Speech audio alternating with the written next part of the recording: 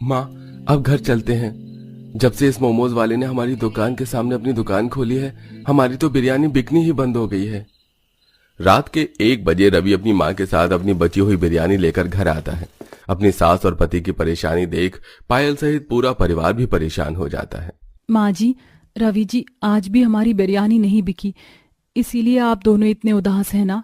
माँ भैया, आप दोनों फिक्र क्यों करते हैं? हमारी बिरयानी फिर से बिकने लगेगी। भला मोमोज से किसका पेट भरा है? एक दिन उसकी नई दुकान पुरानी होगी और हमारे ग्राहक फिर से हमारे पास आ जाएंगे। चलिए अब खाना खा लीजिए। निकिता और पायल रवि और शांति को काफी समझाते हैं और खाना खाकर सो जाते हैं। पर अगली सुबह रवि और शांति हर बार से कम बिरयानी बनाकर मार्केट में बेचने के लिए जाते हैं। सुबह से दोपहर हो जाती है पर सिर्फ 100 रुपए की उनकी कमाई होती है। ये देख रवि बहुत ज्यादा दुखी हो जाता है और अपनी बिरयानी लेकर घर आता है और देखता है कि उसका बेटा स्कूल से अपने लिए मोमोज लेकर आया है और उसे बड़े ही चाव से खा रहा है। ये क्या खा रहा है तू? इस मोमोज की वजह से हमारी बिरयानी नहीं बिक रही और तू वही मोमोज खा रहा है। माँ शांत हो जाओ, राजू अभी बच्चा है। हाँ माँ, राजू को डांटने का कोई फायदा नहीं, उसे खाने दीजिए। माँ, मैंने सोच लिया है क्या मैं बिरयानी बेचने का काम नहीं करूंगा बल्कि शहर में जाकर काम करूंगा। मैंने देखा है जो भी शहर में जाकर काम करते हैं वो बहुत अच्छी कमाई करते हैं।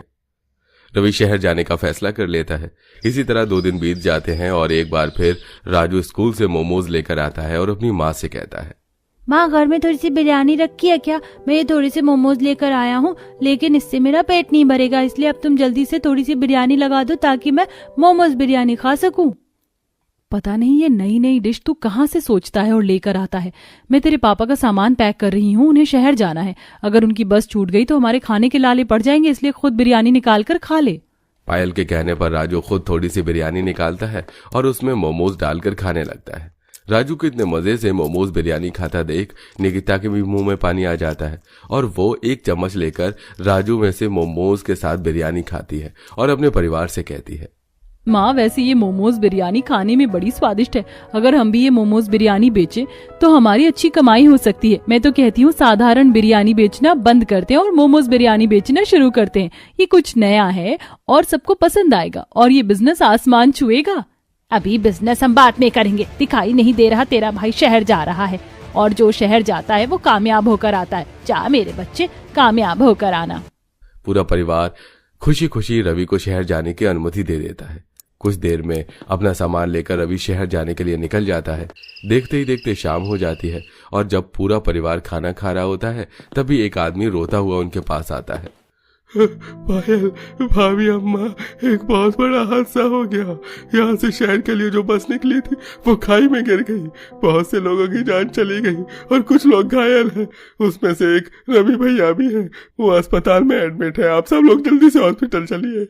ये खबर सुनकर पूरा परिवार सदमे में चला जाता है और वो लोग भागते हुए गांव के अस्पताल जाते हैं, जहां वो देखते हैं कि रवि कोमा में जा चुका है। डॉक्टर, मेरे पति ठीक तो हो जाएंगे ना? आखिर उनको होश कब तक आएगा? ये तो हम नहीं बता सकते उन्हें होश कब तक आएगा, और आप लोग भगवान से प्रार्थना कीजिए कि उनकी हालत जल्द से जल्द ठीक हो जाए। आप लोग कल इन्हें घर भी ले जा सकते हैं, पर आपको इनका बहुत ख्याल रखना होगा क्योंकि ये कोमा में है। रवि की हालत देखकर पूरा परिवार डर जाता है और वो लोग रवि को लेकर घर आते हैं। इसी तरह 1 हफ्ता बीत जाता है और उनकी आर्थिक स्थिति बिगड़ने लगती है। तभी पायल अपनी सास से कहती है, माँ जी, आपको याद है एक दिन जब राजू मोमोज बिरयानी खा रहा था तो निकिता कह रही थी कि हम भी मोमोज बिरयानी बेचें, तो क्या पता सच में हमारा बिजनेस चल पड़े। हाँ बहू, तू सही कह रही है। अब मेरा बेटा कमाने की हालत में नहीं है, हमें ही अपनी रोजी रोटी चलानी होगी। मैं अपनी शादी वाली अंगूठी गिरवी रख देती हूँ, जो पैसे आएंगे उससे हम काम करेंगे। हाँ माँ, सही कहा। और अगर ऐसी बात है ना तो आप और भाभी बिल्कुल भी चिंता मत कीजिए। मैं माँ के साथ मोमोज बिरयानी बेचूंगी। आप भाभी गर्भवती हैं, आप घर पर रहिएगा। नहीं काजल, तुम अपनी पढ़ाई पर ध्यान दो। मैं गर्भवती हूँ तो क्या हुआ, मैं अगर काम करूंगी तो ठीक रहूंगी। तुम पढ़ाई करो और घर संभालो, बीच बीच में अपने भैया को भी देखती रहना। ठीक है भाभी, पर ठेला तो मैं ही साफ करूंगी। इस तरह निकिता राजू के साथ मिलकर अपना पुराना गंदा ठेला साफ करती हैं और दोनों सास बहू अंगूठी गिरवी रखकर पैसे लेकर सामान लाती हैं और घर में बैठकर मोमोज बिरयानी बनाती हैं। कुछ ही देर में मोमोज बिरयानी बनकर तैयार हो जाती है और दोनों सास बहू उन्हें बेचने के लिए बाजार जाती हैं और आवाज देकर लोगों को बुलाती हैं। आइए आइए मोमोज बिरयानी लीजिए, मात्र 50 रुपए प्लेट। अरे क्या बात है, मैंने तो कभी नहीं सोचा था कि हमारे बाजार में भी मोमोज बिरयानी बेचने वाला कोई आएगा। शहर में बहुत बिकती है, कहते हैं बहुत स्वाद होती है। जल्दी से तुम एक प्लेट लगा दो और एक प्लेट पैक कर देना मेरे लिए। माँ जी ये क्या, मैंने तो उम्मीद भी नहीं की थी पहले ही दिन हमारी मोमोज बिरयानी की बिक्री हो जाएगी। उम्मीद तो मुझे भी नहीं थी। अब चल जल्दी से काम पर लग जा बहू, क्या पता धीरे धीरे ग्राहक आना शुरू हो जाए। अपने पहले ही ग्राहक की एक्साइटमेंट देखकर दोनों सास बहू की भी उम्मीद बढ़ जाती है और पहले ही दिन उनकी सारी मोमोज बिरयानी खत्म हो जाती है और वो लोग अगले दिन मोमोज बिरयानी बनाते हुए आपस में बात करती हैं। माँ कल तुम्हारी सारी मोमोज बिरयानी बिक गई थी, आज तुम थोड़ा ज्यादा मोमोज बिरयानी बनाकर ले जाओ, क्या पता थोड़ी ज्यादा कमाई हो जाए। हाँ माँ जी, निकिता सही कह रही है। निकिता के कहने पर पायल और शांति पहले से ज्यादा मोमोज बिरयानी बनाती है और मार्केट में बेचने के लिए जाती है और आज उनके पास कल से भी ज्यादा भीड़ होती है। आंटी मेरी हाफ प्लेट ही सिर्फ मोमोज बिरयानी लगाना, मैं ज्यादा नहीं खा पाती। आंटी पहले मेरी मोमोज बिरयानी पैक कर दीजिए, मैं काफी देर से खड़ा हूँ। अरे आप लोग फिक्र मत कीजिए, आप सबकी मोमोज बिरयानी आपको समय पर मिल जाएगी। इस तरह दोनों सास बहू जल्दी जल्दी अपना हाथ चलाती हैं और शाम तक सारे ग्राहकों को उनकी मोमोज बिरयानी देकर घर आती हैं और घर आकर पायल अपने पति की सेवा भी करती है। समय यूं ही गुजरता है और एक दिन जब दोनों सास बहू अपनी मोमोज बिरयानी बेच रही होती हैं तो वो देखती है कि एक सेठ परेशान अलग अलग दुकानों पर जाकर हलवाई से बात कर रहा था। अरे भाई साहब, अगले हफ्ते मेरे बेटी की शादी है और लड़के वालों की डिमांड है कि मोमोज बिरयानी बनाई जाए। क्या तुम मोमोज बिरयानी का ऑर्डर ले सकते हो? अरे माफ करना सेठ, पर उस दिन तो हम फ्री नहीं हैं। सेठ, पर मैं और मेरी बहू फ्री हैं। अगर आप कहो तो क्या हम आपकी बेटी की शादी में मोमो बिरयानी बना सकते हैं? हमारी खुद की छोटी सी दुकान है मोमोज बिरयानी की, लोगों को हमारी मोमोज बिरयानी बहुत पसंद है और यहाँ के हलवाई को तो मोमोज बिरयानी आती भी नहीं। हमें एक मौका देकर देखो। ठीक है, दिया मैंने तुम्हें एक मौका। अगर तुमने मेरी मोमोज बिरयानी खराब की और लड़के वालों को पसंद नहीं आई तो मैं तुम्हें 1 रुपया भी नहीं दूंगा, पर अगर तुम्हारी बिरयानी लोगों को पसंद आई तो मैं तुम्हें इसका इनाम भी दूंगा। सेठ दोनों सास बहू को एक मौका देता है और एक हफ्ते बाद दोनों सास बहू सेठ की बेटी की शादी में जाती हैं और वहां आए मेहमानों को अपनी मोमोज बिरयानी खिलाती हैं, जिसे खाकर वहां के मेहमान काफी तारीफ करते हैं और एक अमीर आदमी दोनों सास बहू को एक नया ऑफर भी देता है। ये मेरा कार्ड रख लो, मैं केटरिंग का बिजनेस करता हूँ।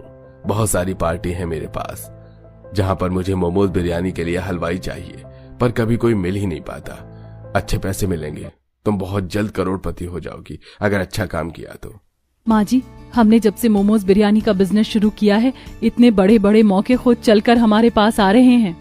दोनों सास बहू इस मौके का हाथ से नहीं जाने देती और इस तरह अलग अलग बड़े बड़े लोगों से डील करती हैं और शादी पार्टी में जाकर मोमोज बिरयानी बनाती हैं और पूरे दिन दोनों सास बहू धूप में खड़ी होकर मोमोज बिरयानी बेचती हैं। इसी तरह 6 महीने बीत जाते हैं और 6 महीने में वो अपनी 3 मोमोज बिरयानी की बड़ी बड़ी दुकान खोल लेती हैं जहां 4-5 लोग उनके अंडर में काम कर रहे होते हैं। ऐसे ही एक दिन, पायल ये किसका घर है और तुम तैयार होकर कहाँ जा रही हो और इतने महंगे महंगे गहने साड़ी, ये सब क्या हो रहा है? रवि जी, आज मैं बहुत खुश हूँ। आपको होश आ गया? आपको पता है आज हमारी निकिता की शादी है। अब हमारा राजू प्राइवेट स्कूल में जाता है और ये घर हमारा ही है। पिछले 7 महीनों से आप कोमा में थे और आपके कोमा में जाने के बाद मैंने और माँ जी ने अपना मोमोज बिरयानी का बिजनेस शुरू किया और आज उस बिजनेस की बदौलत हम इतने अमीर हो गए हैं। और देखिए, हमारी अब एक बेटी भी है और आज आपकी बहन की शादी भी है। अब आप ठीक हैं तो तैयार हो जाइए। सच में मेरे घर लक्ष्मी आई है, मैं बहुत खुश हूँ। और क्या मेरी बहन को सच में शादी है? इतनी खुशियां एक साथ। ये सच सुनने के बाद रवि को अपनी आंखों पर विश्वास नहीं होता।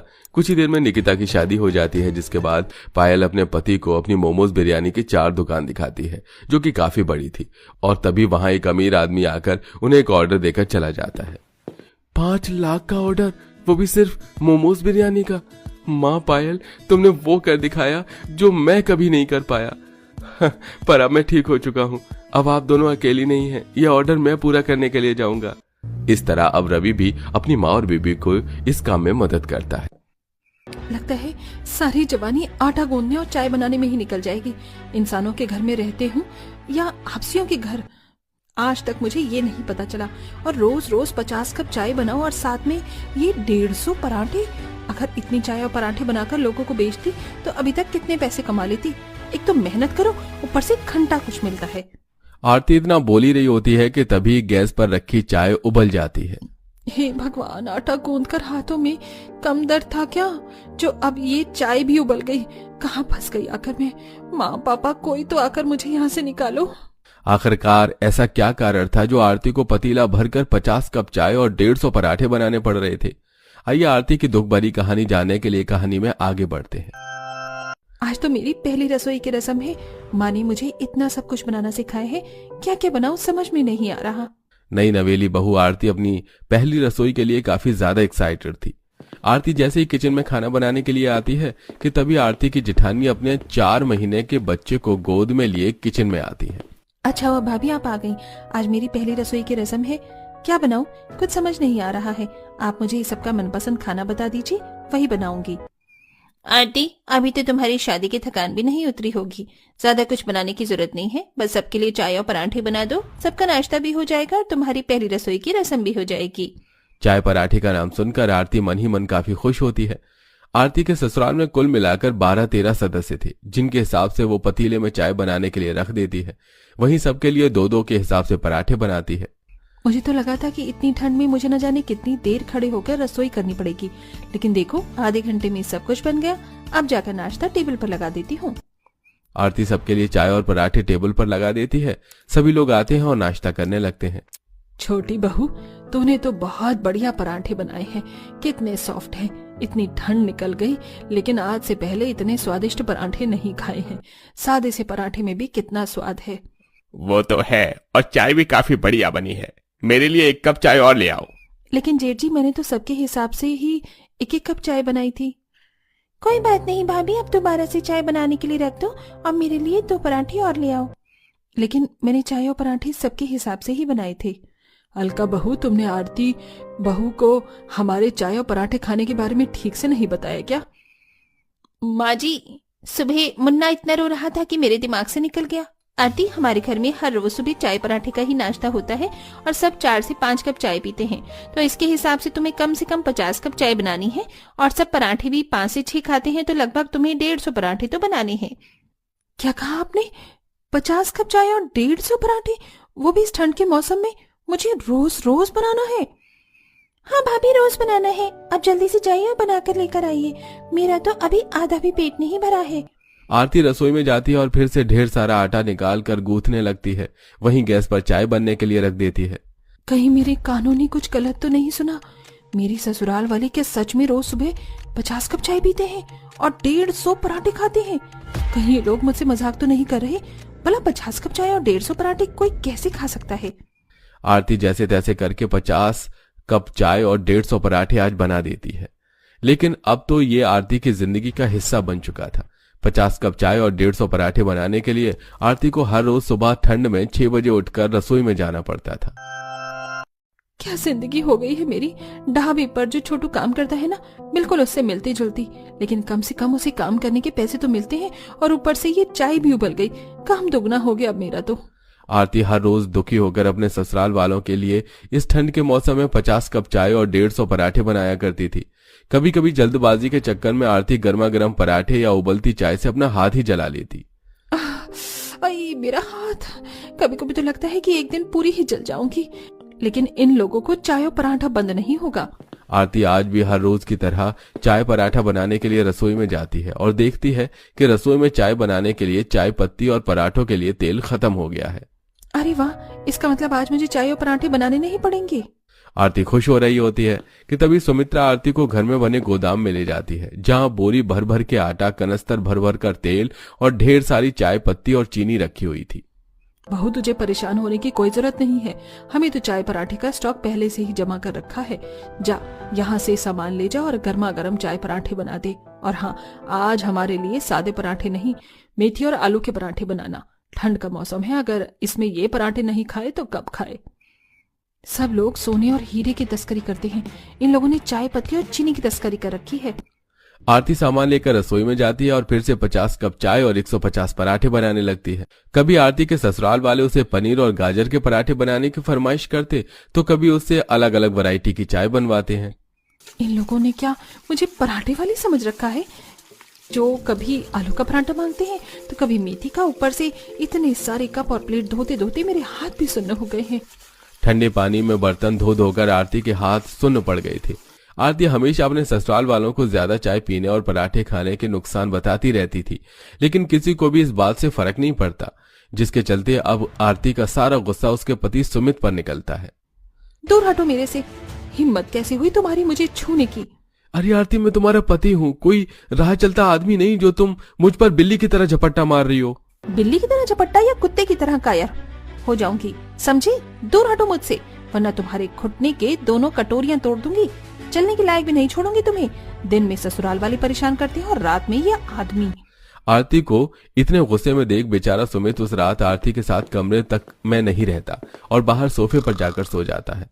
आरती के ससुराल वाले हर रोज की तरह चाय पराठा खा रहे होते हैं कि तभी आरती के सास ससुर और नंद मीना को गैस बनने लगती है और वो किसी मोटर की तरह बार बार गैस छोड़ने लगते हैं।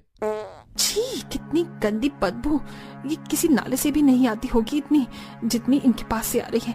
सारे के सारे ससुराल वाले एक नंबर के पदोड़े हैं। मेरे माँ बाप ने तो पदोड़ों के खानदान में ब्याह कर दिया है मुझे। ज्यादा पराठा खाने की वजह से आरती की दोनों नंद के मुंह पर दाने निकल आते हैं। अरे पायल देखो ना, कल मेरे चेहरे पर गिनकर 2 पिंपल थी, लेकिन अब देखो पूरी 4 पिंपल हो चुके हैं। पराठे खाओगे और चाय पियोगे तो यही हाल होगा ना, लेकिन कहाँ किसी को मेरी बात माननी है। रोज सुबह सुबह ठंड में उठने की वजह से आरती की ठंड से अब तबीयत खराब रहने लगी थी। अब बहुत हुआ, अब मुझे कुछ ना कुछ तो करना ही पड़ेगा, वरना एक दिन इन लोगों के लिए ठंड में 50 कप चाय और 150 पराठे बना बनाकर मैं यूं ही भगवान को प्यारी हो जाऊंगी। लेकिन उससे पहले किचन में हीटर ले आती हूँ, वरना पता चला कि आज ही ठंड से मैं टपक गई। आरती मन ही मन अपने ससुराल वालों को सबक सिखाने का प्लान बनाती है। आरती के जेठ जतिन का पेट पराठे खाकर हाथी की तोंद की तरह निकल चुका था, जिसे देख आरती, अरे जेठ जी, आपका शर्ट का बटन तो टूटने को आ रहा है, कितनी तोंद निकल गई आपकी, एक बार अपना वेट चेक कर लीजिए। आरती स्टोर रूम में वेइंग मशीन लेकर आती है। जतिन जैसे ही उस मशीन पर खड़ा होता है तो उसका वजन तकरीबन 90 किलो आता है। वहीं पायल और मीना भी जब अपना वजन तोलते हैं तो उनका वजन भी 70 किलो आता है। हे भगवान, 1 महीने पहले तो हमारा वजन सिर्फ 50 किलो था, एकदम से ये 30 किलो कैसे बढ़ गया? 1 महीने पहले आप लोग गर्मी के मौसम की वजह से रोज रोज चाय पराठा नहीं खाते थे, ये रोज रोज चाय पराठे की वजह से वजन बढ़ा है। दरअसल आरती ने वेइंग मशीन में कुछ गड़बड़ कर दी थी, जिसके चलते वो मशीन सबका 20 से 30 किलो वजन ज्यादा बता रही थी। सभी लोग बैठकर गर्मा गर्म चाय की चुस्की लेते हुए पराठे खा रहे थे कि तभी आरती न्यूज़पेपर पढ़ते हुए आती है। जमुना पार इलाके में 10 लोगों की ज्यादा चाय पीने से हुई मौत।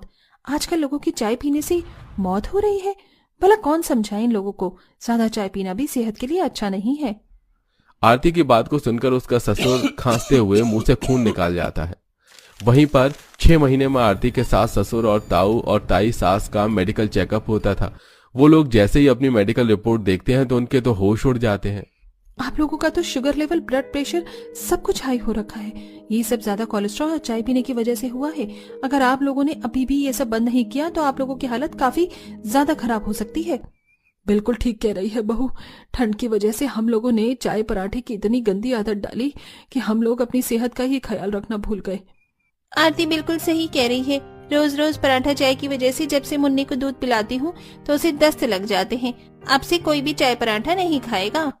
डॉक्टर को पैसे देकर आरती ने रिपोर्ट में भी थोड़ी गड़बड़ी की थी, जिसके चलते अब आखिरकार आरती के ससुराल वालों की 50 कप चाय और 150 पराठे वाली आदत हमेशा हमेशा के लिए खत्म हो जाती है। इसी के साथ अब आरती ठंडी के मौसम में सबके लिए नॉर्मल नाश्ता बनाती है।